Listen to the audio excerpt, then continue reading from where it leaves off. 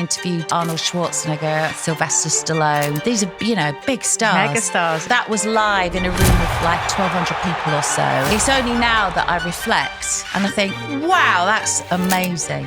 Jenny Powell, one of the UK's most recognizable TV presenters, from cult classics like No Limits and Wheel of Fortune to hosting Greatest Hits Radio. She's a trailblazer with decades of experience, using her platform to positively advocate for women's health and well-being, all while still lighting up screens and stages worldwide. You've been in the industry since when? 18? 1986. Yeah, I was 16. I basically won the first reality show that we ever had in the UK. There's no way that you would continue to still get work. Being freelance in this industry, you never know when it's going to be your last job. When I look back, I did the Queen's birthday. Did that for her on her 90th. It's amazing. It just went from one thing to the next, to the next, to the next. Is there any kind of like really moving moment? I was pregnant with my first daughter and I could feel this blood trickling down my legs. And I was like, the show must go on. So, Jenny, I can't tell you, as I'm sat here with like a veteran of TV, unbelievable interviewer, I'm like, oh my God, I hope I do okay today interviewing you. Because you are like, I was doing the notes for this show and going through all the questions and I was like, oh my God, like you have done so much. You've been in the industry since when, 18? 1986. I was born in 1985. Well, there you go. Yeah. So, I was 16. So I basically won like the first reality show that we ever had in the UK. The first time when people just literally, members of the public, were auditioned to be on the TV and to be introduced into the show business, as it were then. I don't know what you call it now. It's a different kind of business altogether now, isn't it?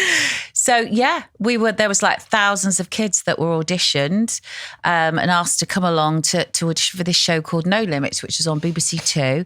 And at that time, there were only 4 channels. In fact, Channel 4 started the same year as me. So that's all people were watching. There was nothing else. And so there was a lot of pressure. Big, lots of millions. Like this was like viewing. Proper stars. Yeah, very different to the way it is now. It's not so watered down. I don't know, I think maybe at 16 years old, I was pretty laid back, pretty chilled. And I was at stage school just for 6 months. I'd done sort of all my education and is that Italia Conti, where Naomi Campbell, she used to walk up and down the corridors and I used to go, you've got legs up to your armpits, you should be a model. And she just looked at me and went, I think I'm going to be one. And look what happened. I went there for about 6 months, which was the equivalent of sort of being in sixth form college. And then this opportunity came up to audition to be a TV presenter, which I didn't want to be at all. But I just thought, I'll go up to... the auditions were held in Manchester and I'd never been north of Watford because I'm actually an Essex girl. From Ilford, right? From Ilford. I used to talk like that. And if you look on YouTube, you can hear me talking like that, going, hello, everyone. Oh, my gosh. Yeah. But another story, because back in the day, that wasn't a great accent to have, so I was told to change it. Really? Oh, yeah. I mean, now you've got a well-spoken accent. I couldn't really... I know you're not from Manchester, like, Melanie Sykes was very like, cream of a Manchester. But I was trying to play, before I was doing my research and actually looking to where you're actually from. But I was thinking, is she not? I've always thought she was northern. Yeah. No, but I came from Essex. So it was quite interesting for me to come up north to the northwest. So I got on a coach. And I went and did this audition. At 16, were your parents encouraging this career or? They were really sort of like, they were very supportive, both my brother and my sister. I think, they'd come from South Africa. They'd escaped apartheid. And they just like encouraged us to just be who we wanted to be and to grasp every opportunity because, of course, they didn't get that when they were living through times of apartheid in South Africa because they were the wrong colour. So, they were really good at just being very supportive. And when I look back, because I've got a 16-year-old now, I was like, I don't know if I'd put Pollyanna on a coach and tell her to go and audition for a TV show or not. But I got the job. And that was it then. I was just sort of launched into telly like instantly. And the thing was, it was a really amazing show, which a lot of people remember to this day, because first of all, nobody had ever seen anything like it. And secondly, they watched us grow up. I did it with another guy called Tony Baker. And to this day, people come up to me in the street and say, oh, I remember when you won that audition. I can't believe it. And you're still there. And I'm like, yeah, I'm still here. Well, I said to you off camera before, I was like, you know what, before I met you, I just knew you weren't going to be an arsehole, because there were a lot. This is my litmus test. But anybody who's had a career as long as you, there's no way that you would continue to still get work if you weren't professional, if you weren't pleasant, if you weren't great to work with. And I think because you're in the industry so young, you've learned and when it was a real proper, it wasn't YouTube, it wasn't, these are proper productions, these are big productions with, massive budgets. Like you said, there was only 4 channels, millions of people tuning in to watch. You were a proper star. Yeah. Like properly. Yeah, it was very different, and obviously we didn't have social media. So it was nothing that, it wasn't about how many people were following you and all that. It was more a case of, if you wanted to stick around and hang around, you have to, you had to learn your skills, and you had to really appreciate that, there was a whole team of people that put you, you were just the front of like the show. The cherry on top. The cherry of on what the top. Is a big cake. So many people, researchers, runners, all the production team. I was always made to realise, that they put you there and they made you look good. And I'll never forget, I went into the edit suite when at the beginning when I did this show called No Limits. And I didn't know what editors did on telly. And then I realised, oh my God, they cut all the rubbish bits out that you do. They make you look fantastic. So gosh, was I nice to that guy. I wish Calvin would cut more of my rubbish bits out. But he's like, no, just let the conversation flow. I'm like, no, I keep tripping up my words, Calvin. But, and I remember interviewing, I'd never done that. And at 16, you haven't really got the confidence for that. And I was sort of thrust into this situation where like, right, you have to interview someone now. And it was Bow Wow Wow, and it was the lead singer from that, and because it was a music program. You know the song, My Mama Told Me If I Was... No, you probably don't remember. But anyway, she was quite a big pop star, and there I was at 16 years old, and I was just told to interview this pop star. I gave it a good old go, and it was all broadcast. But in the end, when things were really up and running, Russell Harty, who was an amazing, I think one of the best interviewers of our time, of my generation anyway, he was in his office, next door to me at BBC Oxford Road.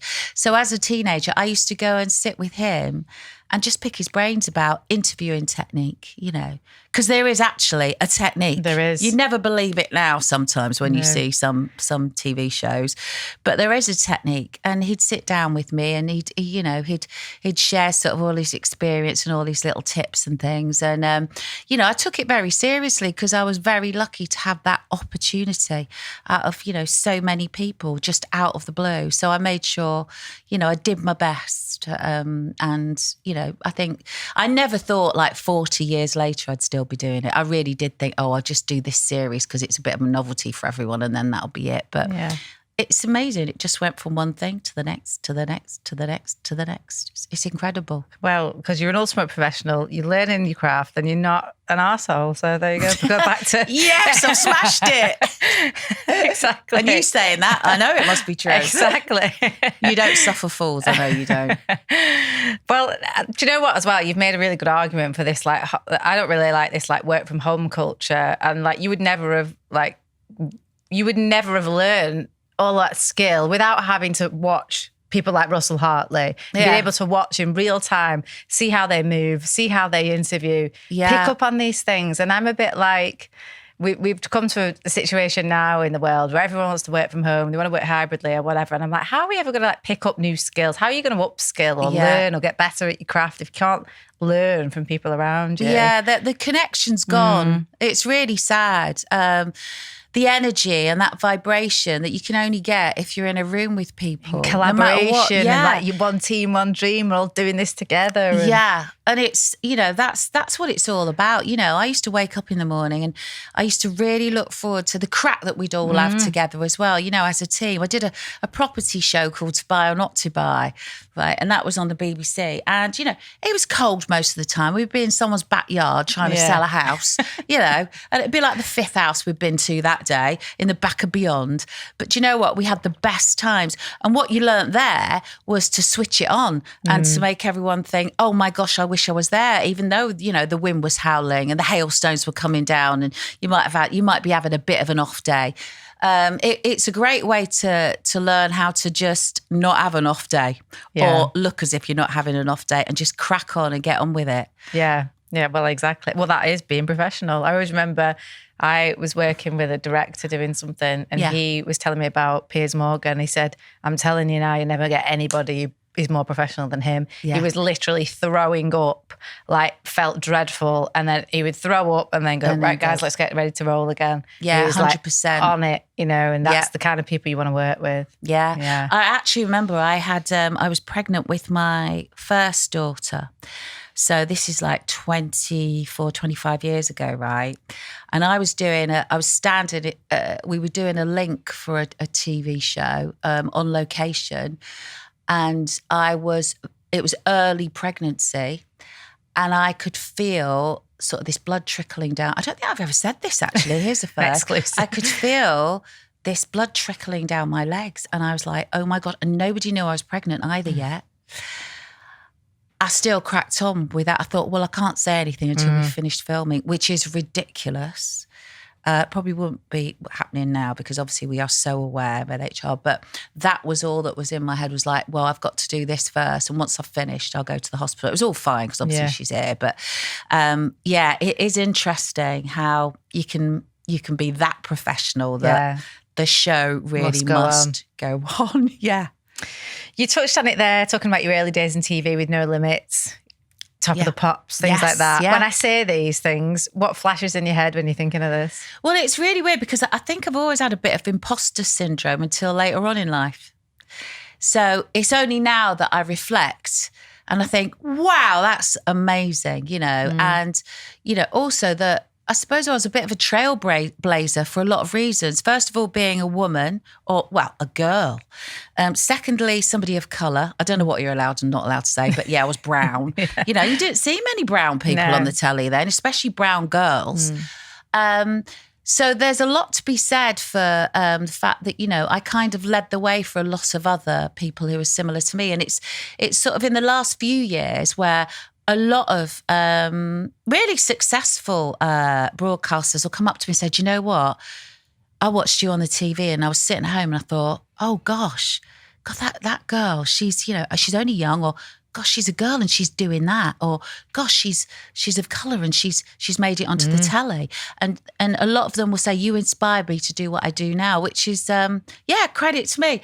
But I'm only just getting my head round actually thinking, wow. But it's been a huge privilege to do. When I look back, I did the Queen's birthday with Alan Titchmarsh because obviously she's a huge fan. I did that for her on her 90th. And it's really weird because my mum always says, you never really say much. She'd phone me up and go, what are you doing? I said, I'm away at Windsor for 4 days. Why? Oh, well, I'm presenting for the Queen. It's her birthday, so we're doing all the horse shows and everything for her at Windsor. And my mum was like, Jenny, you need to tell more people and sort of, wave your flag in the air. And I went, wow, it's my job. Yeah. It's fine. So it's when I look back, I should write a book, really. You definitely should. I've got some stories. Half of them I can't tell you about. Well, good between me and you. Yeah, no, definitely. I might come out of retirement to write it. I used to write. I used to ghostwrite for celebrities. Yeah. Oh, I bet that was interesting. So we used to go on holiday for 5 days. Yeah. And I would sit. Well, that's a good bit. Yeah. Right. I know where we're staying. Great. Yeah. Got a great place to be. Yeah, exactly. So we go, unwind, have a nice lunch, tape recorder would be on, and I would just talk to you, just ask you questions. Right. And then, let's get the wine, let's whatever. Do you know what I mean? I would kind of stay sober. I would absolutely encourage you to drink a bit more to get the best out of people. Yeah. So we'd have like 5 solid days and then maybe a few more interviews back home. I remember going away with Holly Hagan from Geordie Shore, and I picked this place, Lanzarote, in the winter. I thought no one will know we're there. It's just like Blue Rinse Brigade. Yeah. Well, Christ almighty, she just got pestered at left, right and centre. Really? We'd be mid-interview and it was just annoying. So yeah, anywhere that's nice and secluded is the best place to do it. Oh. But yeah, it's. I'm sure you'd have amazing stories. Oh yeah, I've got a few. I bet. It's funny. It's interesting though. What's held me back from doing that is that I've made a lot of good friends. I've had a lot of boyfriends, and I've always been very loyal, when it comes to spilling the beans or anything. And I still to this day feel like, I can't do that. I can't. That's the other thing is, it's tricky. So was there ever a moment in your career that you thought, wow, I've made it? Or has it always just been one thing to the next and you just on to the next and on to the next? Or do you ever like stop and reflect and go, wow, no. I don't think I'd ever let myself, not be indulgent that way, but I think being freelance in this industry has never changed when it comes to you never know when it's going to be your last job. So I'm more about, right, okay, that's great. That's been really good, but what am I going to do next? So I've probably not been able to bathe in the glory that much. I think Top of the Pops was iconic, and I do remember because I was so young, one of the youngest women to do it. I was standing next to like Steve Wright. Now, I was a kid listening to Steve Wright. I couldn't believe I was there on that. It was a tiny little balcony you stand up on and look down on the band. And I was like introducing like Paul McCartney and stuff like that. And I was like, oh, I forgot here. And that was like, whoa. But it was almost surreal. Even looking back, I can't really remember how I truly felt apart from, well, that's Steve Wright and that's Paul McCartney and here I am, And did you think it was like big at the time, or were you just, again, busy trying to focus on what you're doing, like that you don't even think, whoa, this is, actually you probably don't want to let yourself think like that. No, I always intimidated. I always used to think small. I always used to think, and this is something Russell Harty actually said to me, when you interview or you present, and I tell this to people who ask me about presenting skills, just imagine there's one person, like your favourite aunt, she's got a cottage pie on her lap. Well, not on a lap, but on a tray on a lap. And she's tucking into that and she's watching you and you're speaking to her and that one person. I think it really does work because I think if you started to think, especially back then, about the tens of millions of people that were watching, you'd freak. So I think that's a great tip. And I think that's how I've always sort of worked sort of down the lens, as it were. I've really enjoyed a couple of things that were more sort of event-wise, where I did a few things called An Experience With, and I interviewed Arnold Schwarzenegger, and then I interviewed Sylvester Stallone.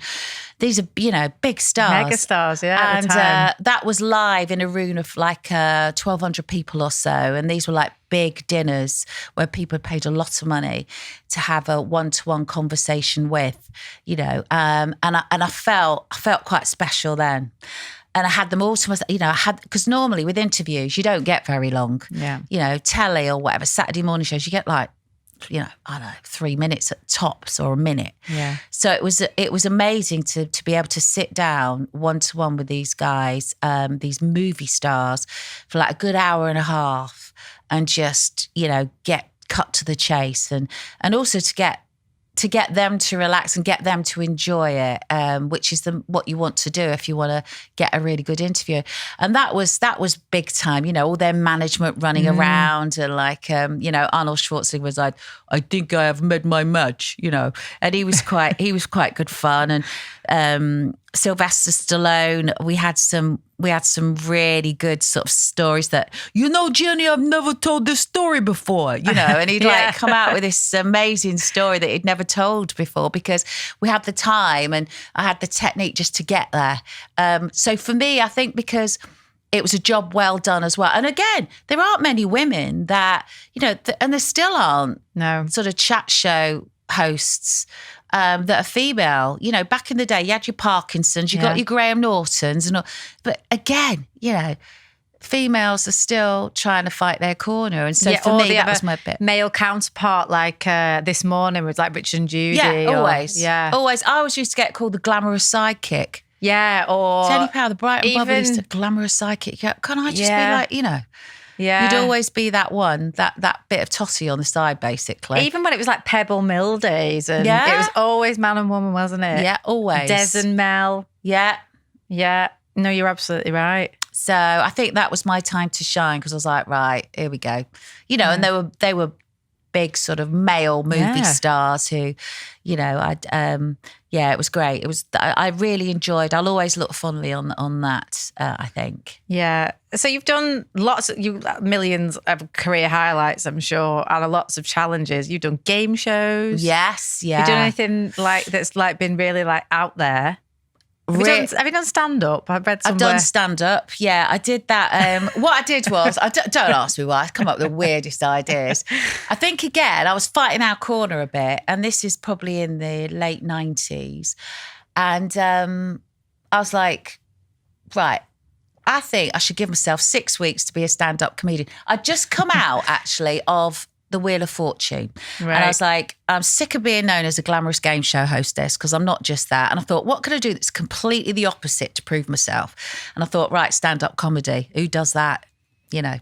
So I thought, right, that's the other end of the scale. So I went into the big cheeses at ITB and I went, right, I want to do a 6-part series and I want to call it Stand Up Jenny, and you can follow my journey interviewing all these famous comics, and I'm going to end up doing stand-up in the comedy club. And then they said yes, and I went, oh, I didn't really mean it. But I had to do it. And they went, right, yeah, that's great. What's your budget? I had no idea. Yeah. I said, have you got a TV company? I went, yeah, production company. Yeah, I didn't have one. So I just made it up on the spot. And I was like, oh, so-and-so £1,000. I went, oh, that's great budget. And they went, what's the name of your company? I went, Jenny Powell Limited. Yeah. And then I had to go off and do... all the paperwork. Paperwork and do it.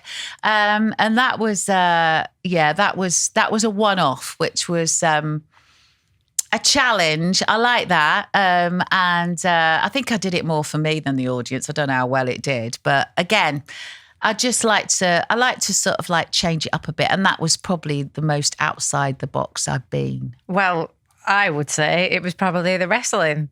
God, yeah, I forgot about that as well. That was probably the most out there thing. I was like, celebrity wrestling, what was this? The Avenger. Yeah, so that was ITV1 and that was their... in 2005. Yeah, and they were playing around with all these different kind of, you know, celebrities do this, celebrities do that. And it was the WEF wrestlers that came over from the US and they trained us for about 3 weeks. I was absolutely shattered, but I was black ripped. and blue. Yeah. And we had all sorts on there. Jeff Brazier was on there. I was going to say, who else was on it? Jeff Brazier. We had, who else? Who was the one who they always say is, what's his name's dad?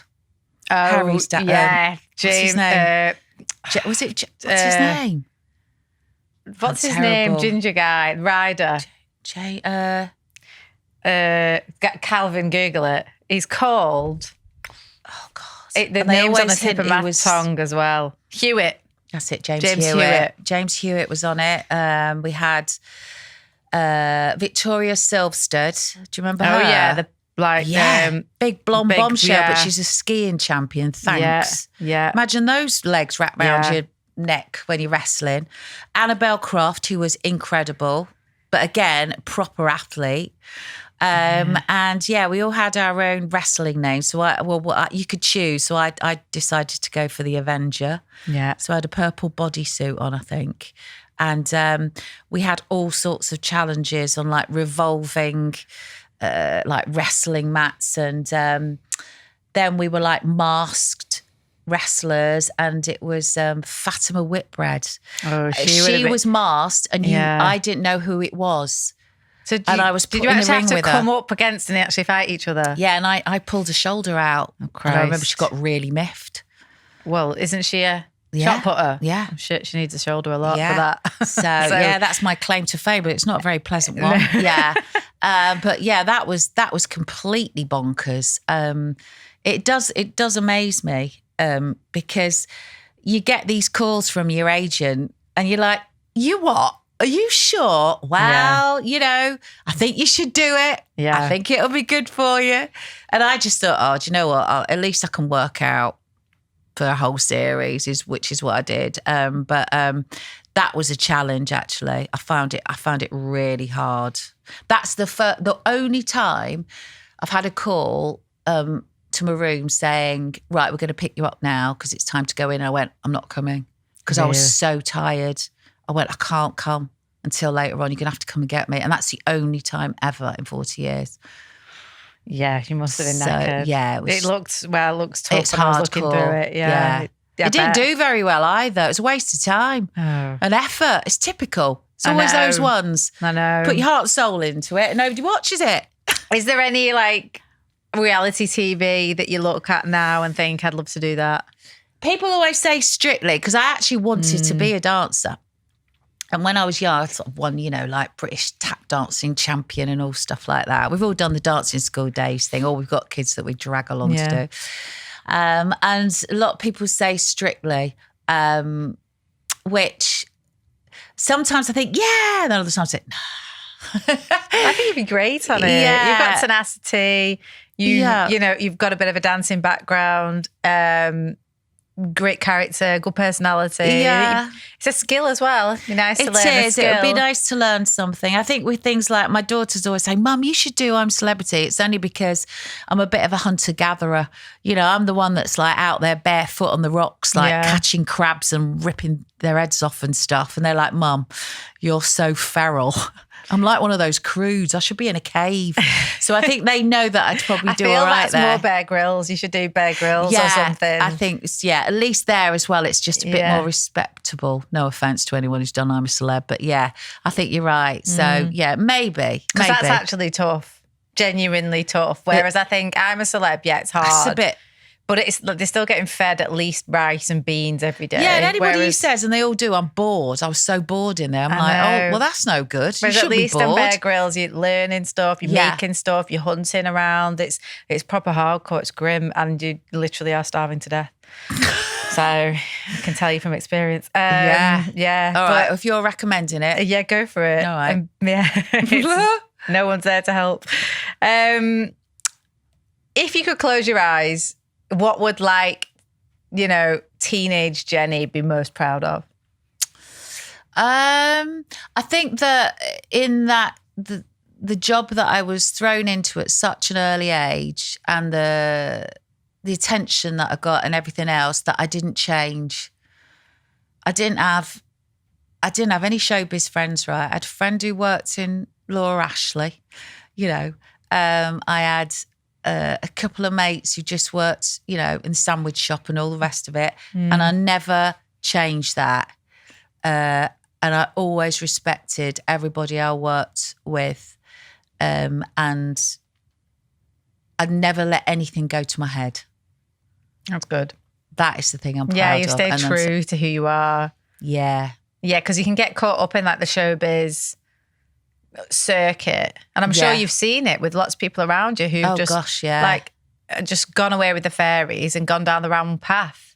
Yeah, do you know what I mean? They've probably they walk into a room and they're just like, and I'm thinking, what? Yeah, and it's a lot of them might hit the bottle or drugs or whatever, and they're just on a downward spiral, and you're like 100%. They're drinking their own Kool-Aid a little bit. Yeah, and I've never ever thought like that or been like that. I do my job, I do it well. I think that's why I never did drugs and stuff. Nobody ever believes me. They're like, what? So you've never gone had through any, the 90s? You've and all never that? had a line of joke in your life? And I'm like, no. And they're like, well, I said, well, first of all, I was on children's telly. Yeah. And I just wouldn't. Mind you, saying that, some people did. Yeah. Sort of. But I took my job really seriously, and I still do. So no, it's not for me. I don't get it at all. But, each to their own. And I probably missed out on some good party times in some ways. But I I just never went down that road. And even my other half, Martin, he goes, come on, Jenny, you must have once. I went, no, I didn't. And he went, but you were young, impressionable. You were in all these sort of like... It's everywhere, like the in the Met 80s Bar and the 90s, yeah. And I went, no, never did it. Wow. So there's no point doing it now, is it? No, pointless now. What's the point? We're all living our lives in like matcha and yoga. Yeah, I'd rather have an ice bath. Yeah, exactly.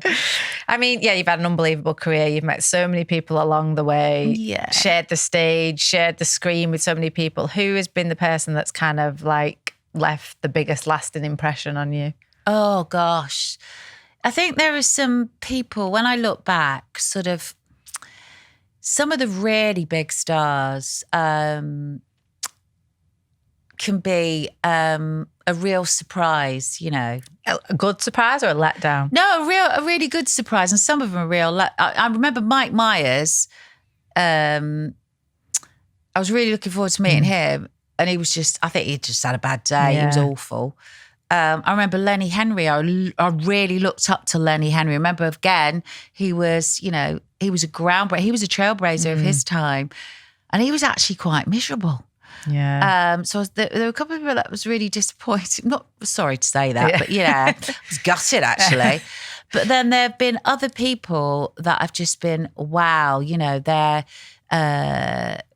really set the bar quite high, really gracious, really polite. And off the top of my head, I'd have to say, I think people like Kylie Minogue, she's lovely. Really? She's a really never lovely hear lady. one bad word about her. No, I'd have to say she was really good in all ways, especially because I had a dog. I did a Saturday morning show and I used to have this dog that used to come on the show with me. And she was in a dressing room next to mine and I was chatting away to a researcher with my dog on the end of the lead and my dog did a poo outside her dressing room and she was in it. You know, she was very gracious about the whole thing. Yeah. Yeah, and some people would have really kicked off, actually. Who else do I think's really sort of like, it really's got to me. So you got me now. Thing is, I can't remember half of these people. No, I know. I bet if you can't even remember meeting half the people. I forget what I did yesterday. It's really funny. There was Sacha Baron Cohen. Funniest story about him was my agent got a call and they went, they're doing this documentary about the rise of Sacha Baron Cohen and they'd like you to be a contributor, you know, like a talking head about when you work with him. And I went, I never worked with him. And my agent said, well, apparently you have, Jenny. You've done a whole series. I went, no, I haven't. And he went, yes, you have. And I went, well, I'm not doing it because I don't know what I'm talking about. And anyway, about 2 weeks later, Channel 4 sent over a file to my agent saying, we're really sorry that Jenny couldn't contribute to the documentary, but here's the series for her anyway with Sacha Baron Cohen. And I had done a whole series. And what was the series? I don't even remember. It was on a channel called Men and Motors. So that's why I knew. It was his first telly. Right. And I think he was a student and he'd obviously thought, right, he was at Manchester University and he's obviously thought, right, I'm going to get a gig here on this new channel that's just been set up. So I was, I presented this show with him for quite a while. Oh my God. I'm sure he doesn't want to remember it either, to be fair. Well, he's had an amazing career. Yeah, he really has, hasn't he? Yeah, he's been great. It's funny stories like that. There are so many that when I think about, I'm like, oh my gosh, if only people knew. It's definitely working towards a book. At the other end of the scale, is there any kind of like emotional or really moving moments that you've had in your career that, you know, have really stayed with you as well? I suppose, I think presenting for the Queen was really quite, I didn't really think about it enough until I got there. Was this televised or was it just? This is ironic. Party? So myself and Alan Titchmarsh did the show. So we had like Kylie on, all from all over the Commonwealth when we had it. All her horsemen came in and did this beautiful show. And we had Martin Clunes was on and did sort of a tribute, all sorts. It was fantastic. So we did it for 4 nights. And on the 5th night, it was televised. Ant and Dec came in. That's the way TV works. And it was so funny because on the Friday night, so there's me and Alan, slogging away. Yeah. We've done it 4 times, Friday night. And then I get my microphone handed to me and it's got Ant on it. And I went, what's that for? Oh, well, they're coming in tomorrow to do the show. And I went, bloody cheek. I know. And then Alan's got a deck on his one. And they went, oh, do you want autocue? So we haven't had it all week. And now you want to give us autocue because Ant and Deck need it. But did I say anything? No, I didn't. Just got on with it. But very funny. Very funny considering as well that I did their first TV presenting gig with them because they were still PJ and Duncan. And they were up in Newcastle doing their PJ and Duncan thing. Yeah. What was it? Baker Grove. They were on Baker Grove. Wasn't it? Watch us wreck the mic, watch us wreck the mic. Yeah. Psych. Let's get ready. That before, there you go. it? Let's get ready to rumble and all that. So they were filming that in Newcastle and we were filming a Saturday morning show for ITV next door.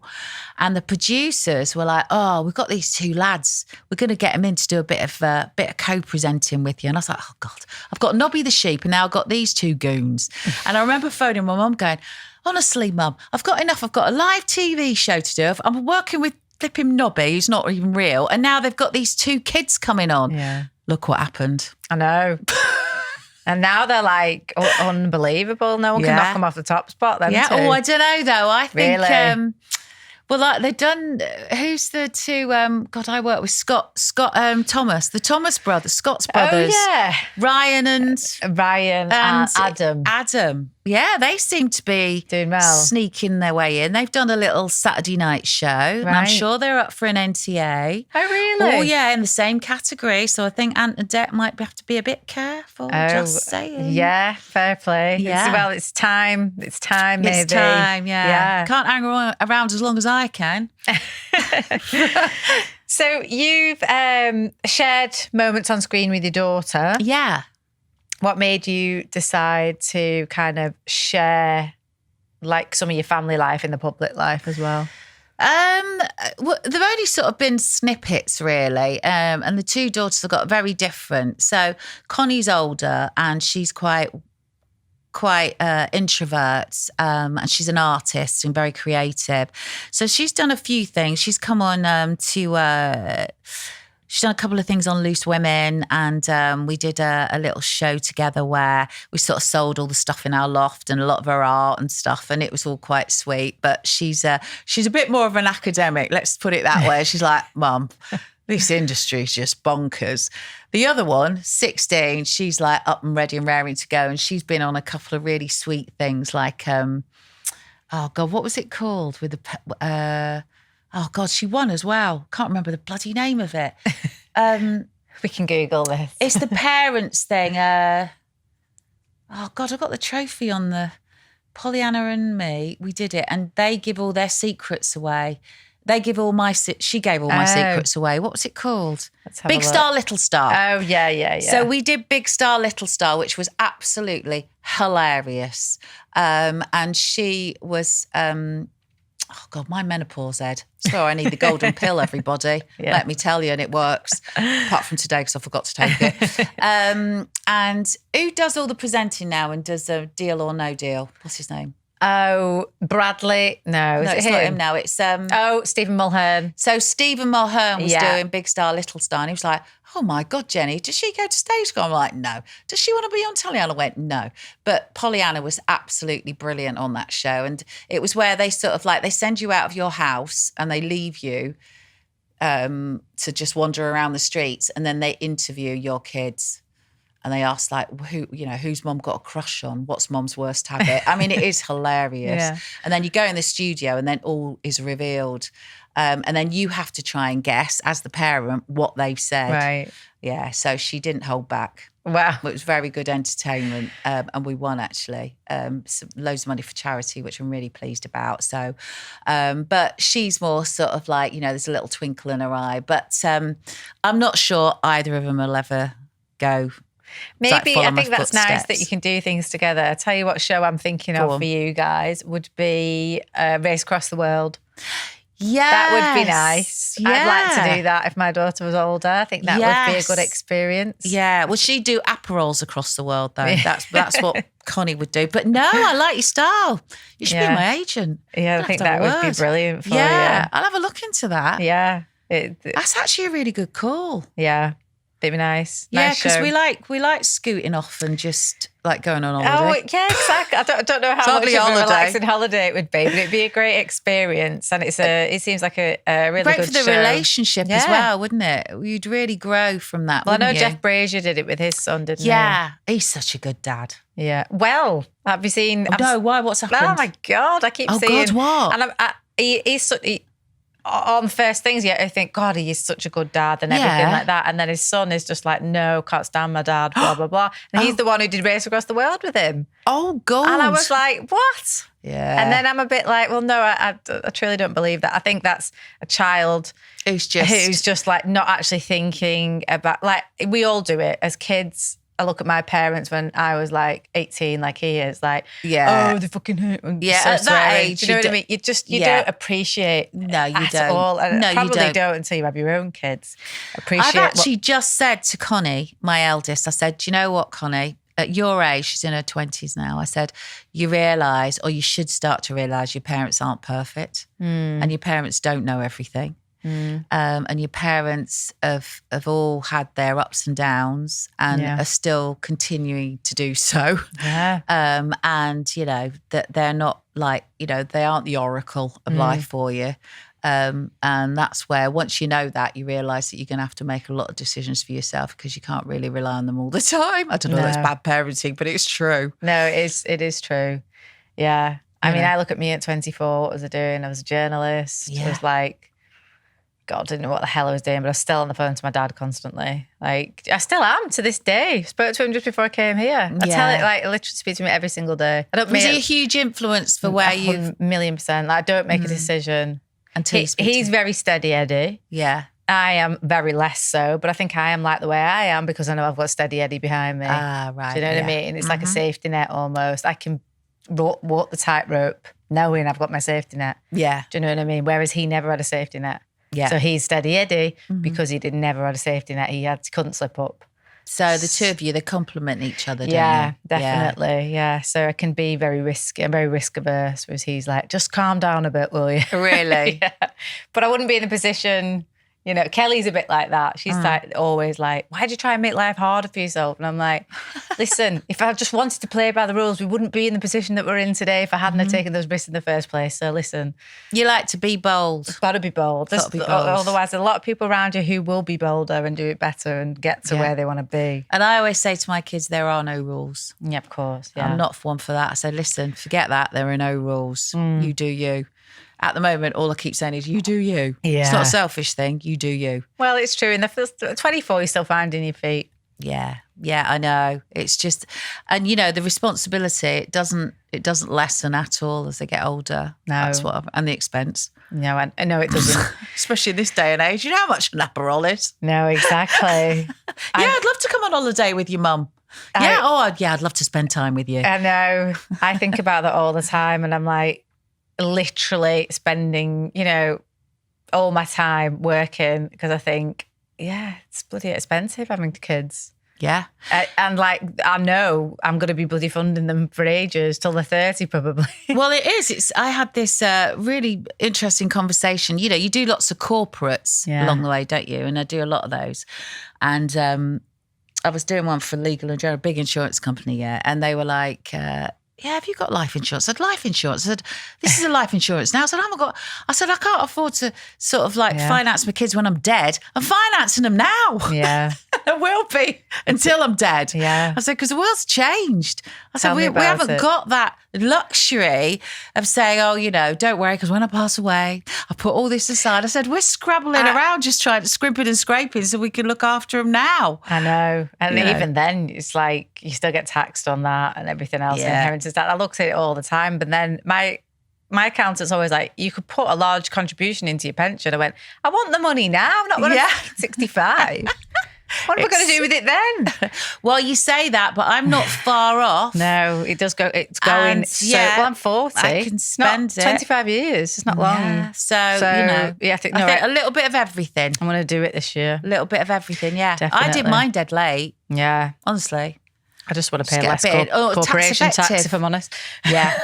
Yeah. Get working on all that now. Exactly. I've started, now I have these conversations, I'm a grown up, but by the way, I was not even thinking about this at 24. I actually really only got my act together at 34. Yeah. I'm going to tell her that when I get home. She needs to tell her. I I'm don't know- going to sort out a lunch with you. Yeah, 1,000,000%. I'll tell her I exactly. think I did talk to her about you. I said, 25 years old, I was doing a show called Desperate Housewives. Yeah. For fuck's sake. And then I honestly didn't get my act together. Then I was like writing a book, which I still haven't finished, but I will do one day. I'll go back to it. But I only really got to my act together in lockdown, if I'm completely honest. I did a lot of writing. I was still earning money, but it wasn't like I had a clear path and actually proper money, proper grown-up cash. yeah. And I think that's what she's fretting about. But no, you're definitely going to have words. She's been offered Love Island about 4 times. Oh, really? Yeah. Wow, that'd be great. Yeah. But she's not, she's not strong enough for that.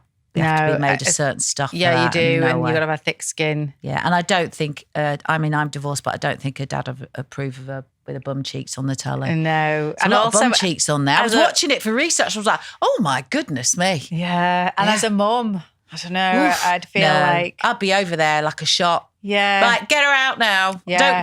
I don't care. Sue me. Get her out. Yeah. I wouldn't want to paint it in. And you know the back end of TV. Yeah, I And just said to her, it's all in the edit. She didn't want to do it anyway. No, it is all in It's the edit. all in the edit.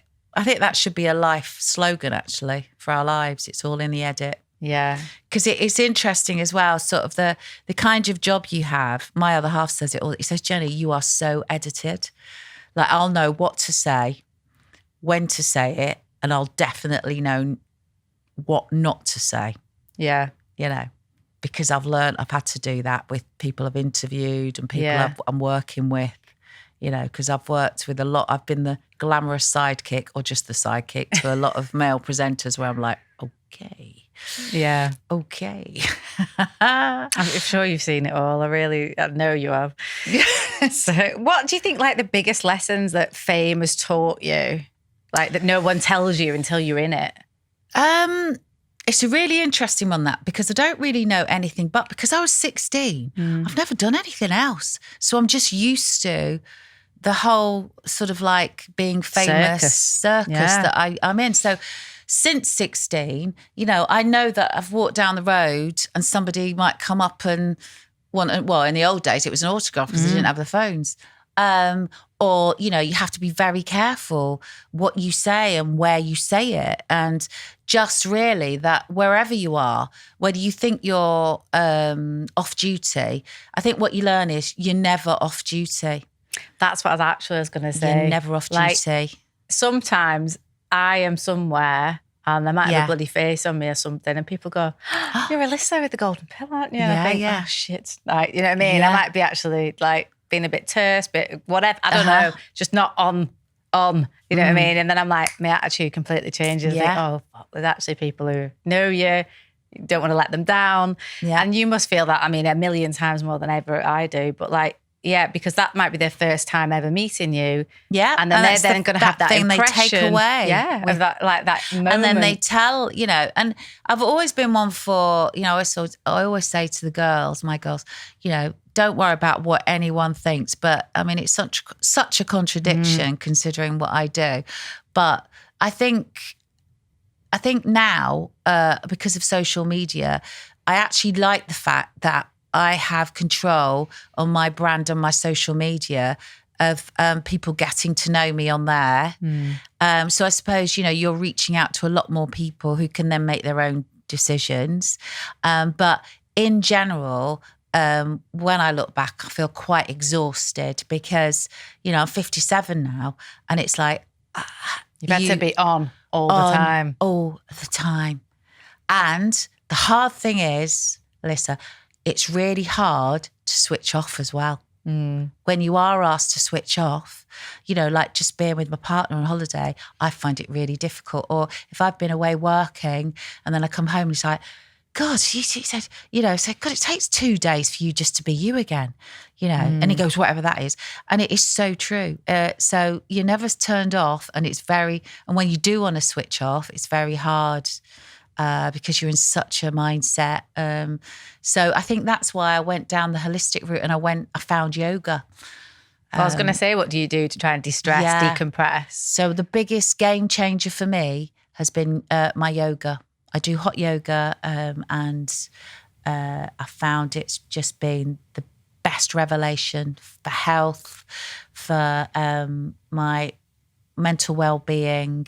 And that's the one place where if I go into that studio for 1 hour, I have a practice where, and you learn it as you go along, where you can just really get to you, because that's the whole idea of it. And, you know, you sort of like, you're reborn at the end of your yoga practice. You're supposed to, you sort of shed the old you. And every time you go to a yoga practice, there's a new you that walks out.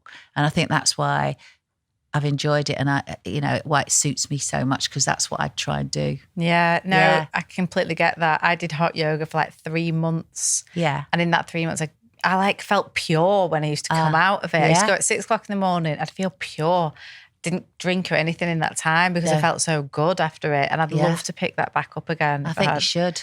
Any freaking time. But then everyone's like, make time, because you'll be more creative. You'll be a better boss. You'll be better in every way.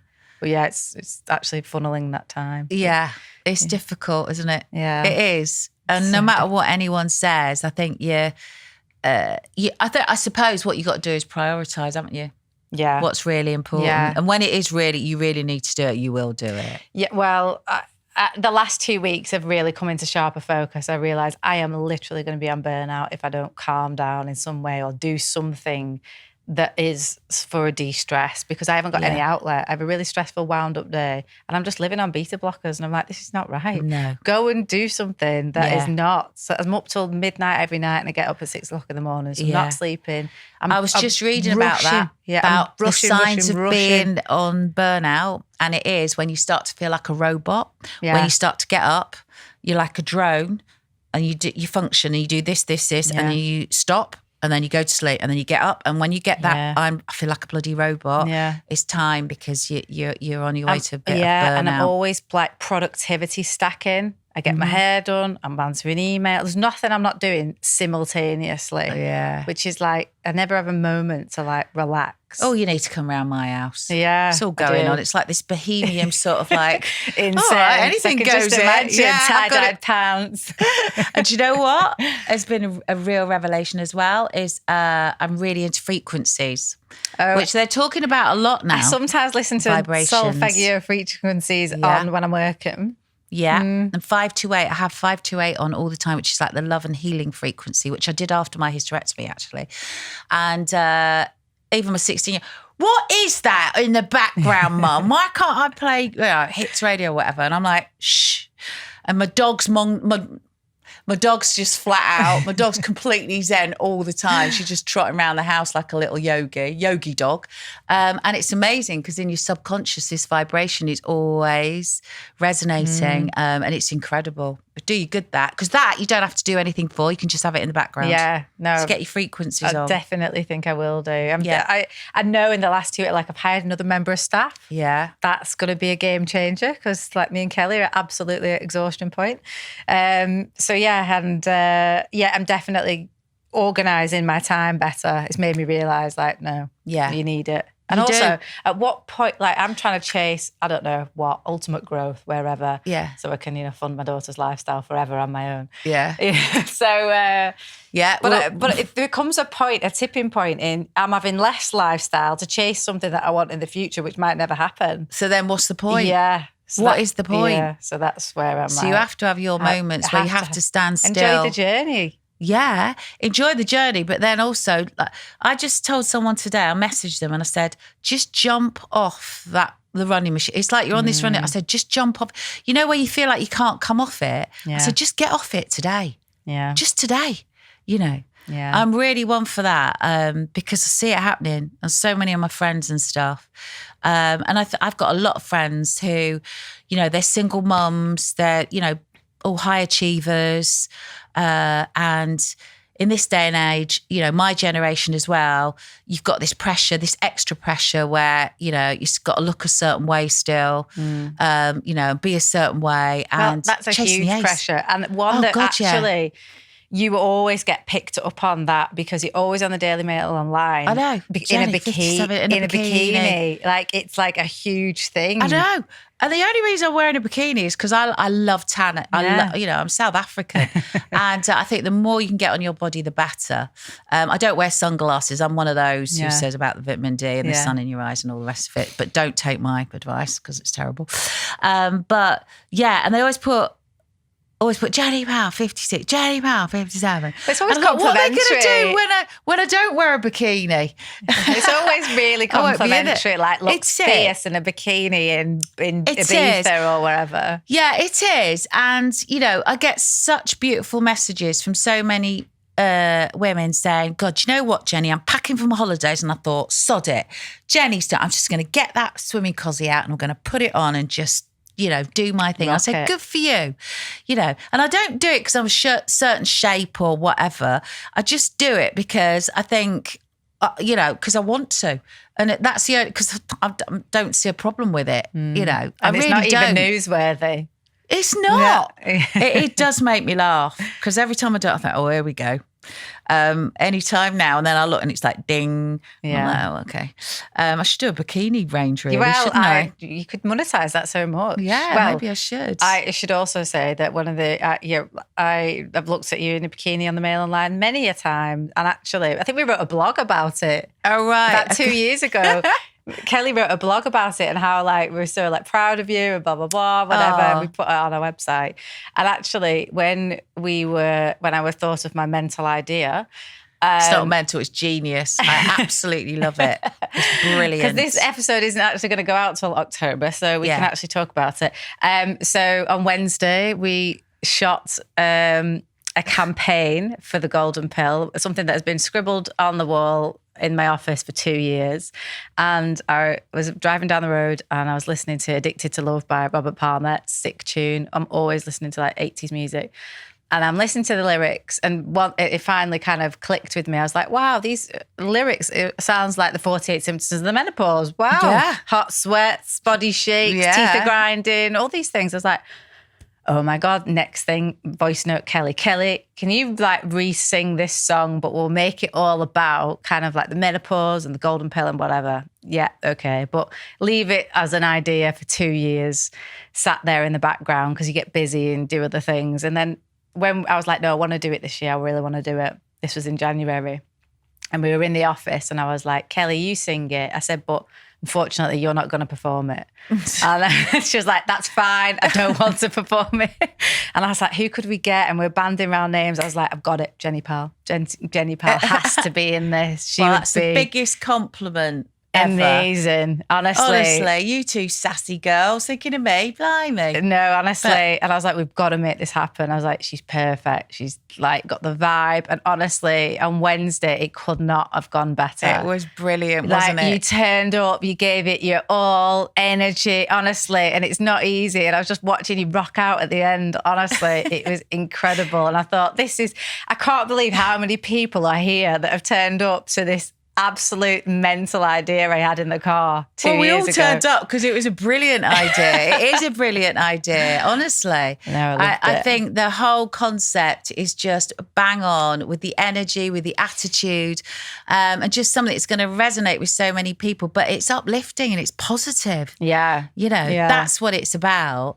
And I just can't wait. Yeah. I can't wait for all the reaction because it's definitely going to have huge reaction. I hope so. And just everybody singing the golden pill. It was in my head all day. Oh, all day, all night, still in my head. I know. No, I honestly, it was executed so well, and just know the edit's going to be brilliant as well. I know it. So yeah, I can't thank you enough for coming and doing that. No, it's honestly, it was the best day. It really was. And for me, there's so many things to do, like my radio and sort of TV, and it's like, yeah. But I was exhausted when I got home, but it's because I knew that I'd given it my all, but because you couldn't help yourself. Yeah. I mean, everybody threw themselves into it, didn't they? They really did. But also, like you said, that song was almost written for you, written for, Elle Sera, wasn't it? It was perfect. Yeah, every single line was like, oh yeah. I wonder if Robert Palmer actually knew that deep down, there'd be similarities now to this magical pill that's going to do a lot for women like me. And the thing is, I'm singing about stuff that I've been through, for over 10 years as well. And that's the thing, kind of like, it's only now we're really talking about it, and the Davina effect. And she came out and said she'd had it. But now, and then all these women, like your Loose Women stars and everyone started saying, well, yeah, I've been struggling.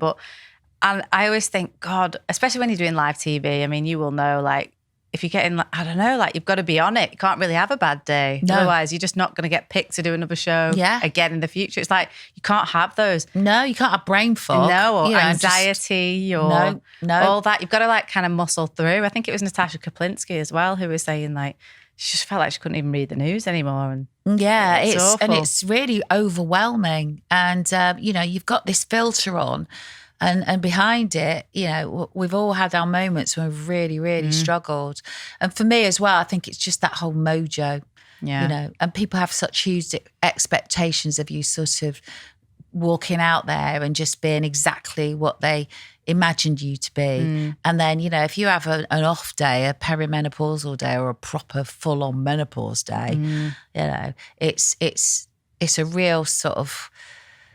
It's just you have to dig deep. That's all I say, and that's what we do. But now we have help, thank goodness. And it's great that we're talking about it as well. And quite often I'll say it if I do events. Sometimes I go, "Listen, I'm really sorry, guys. I'm menopausal." I remember doing it at this big event. There were about 2,000 people there, and I was talking about menopause. I've even done it, at festivals on stage. 20,000 people go, "Ladies, if you're hot, you're either menopausal like me. I'm sorry if I'm sweating. It's not just because it's hot out here on the stage. It's, and it's fine. And I'm trying to make it, normal that you can say all these things. But I mentioned it at one gig I did. And I went to the loo after and 3 men came up to me, not 3 women, 3 men and said, I'm ever so glad you mentioned that. My wife's really suffering at the moment, And I thought, there you are, we're just putting it out there and making it just a normal thing to talk about. It's not to be at all. No, my builders are at my house at the moment. He was like chatting to me and I thought, oh, this is so sweet. Yeah. You know what I mean? Like they're seeing their wives, girlfriends, partners struggling.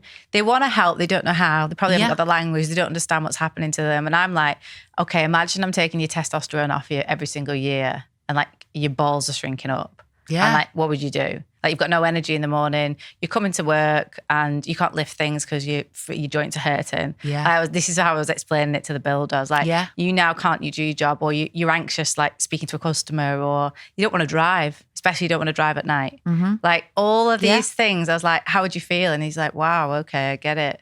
And I said, and then the last thing you need is like, you might be ratty, you might be rageful and you don't know why you're doing it. And it, the mother's kind of temperament is like how the house is, you know what I mean? Because she runs the house, let's be honest, you know what I mean? The matriarch is the one, her mood sets the tone with the kids, with the partner. And it's the ripple effect. You want her to be happy because she has the biggest ripple effect on everybody. And that's why I'm so passionate about it. I believe in commercializing the menopause because guess what? Who wins? Consumer wins. We're talking about it more. It should be on the products, should be labeled. They should be on the aisle in Tesco. We should be teaching our men about it. And there'll be so much more support. I want competition in the market. Let's do because guess what? Innovation happens.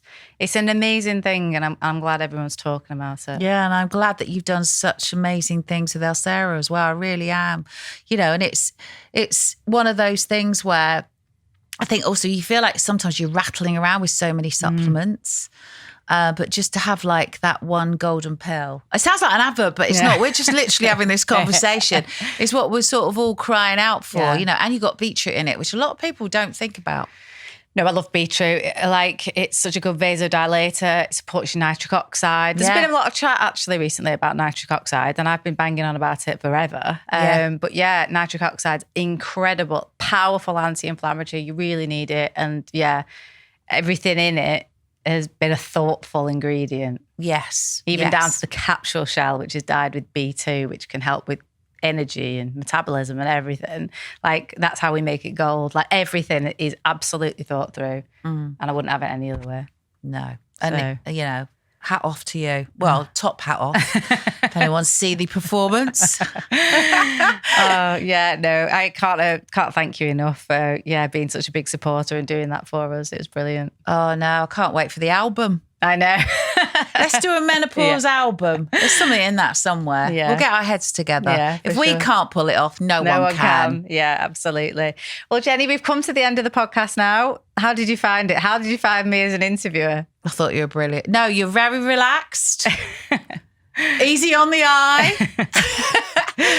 No, you're a natural, aren't you? I don't know. No, of course you. No, Yeah. I honestly don't know. I'm like, I thought, shit, she's actually a real like big TV star, and I've got to interview her today, and I better be on form. No, you're a natural because you don't. I don't think you're even because what happens with you is it just ends up being a conversation, Yeah. and you just go from one thing to the other.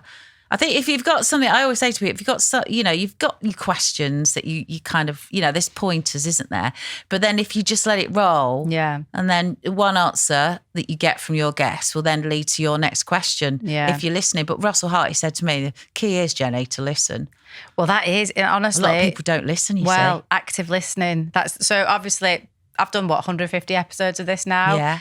And sometimes you're so focused on thinking about your next question or how to get there, you're not actually listening and active listening. And then I listen to people who are just starting off doing podcasts. Yeah. They talk over the guest too much, and they're not actively listening to what the guest is saying. That's a skill. You're absolutely right. Yeah. All about listening, and you're definitely a good listener. Oh, God, thank you very much. That's just still on a very long list of other things. I'm going to get a big head.